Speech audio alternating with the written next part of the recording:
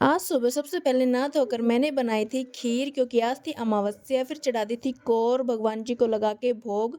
पतिदेव जी ने की गाड़ी साफ और मुझे ऑर्डर दिया कि फटाफट से तैयार हो जा, फिर वरना लेट हो जाएंगे। फिर हम हो गए थे सारे तैयार, और यहाँ दुकान की साइड से ही हम फटाफट से गाड़ी में बैठ गए थे। बच्चे भी बैठ चुके थे और मैं भी। और यहाँ पर हम रास्ते का व्यू का नज़ारा लेते लेते हम जा रहे थे, ये देखिए। और फिर काफ़ी देर के बाद फिर हम फाइनली पहुंच चुके थे मेले में। वहाँ पे काफ़ी अच्छी रौनकें लगी हुई थी।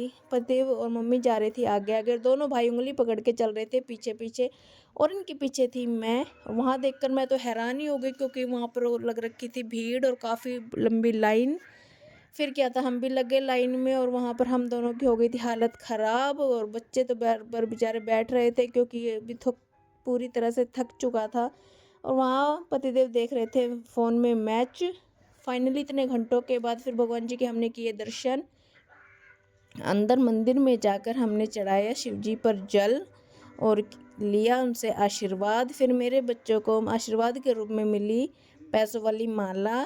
और उसके बाद हम बैठ गए थे थोड़ी देर वहीं पे और खाया बूंदी का प्रसाद।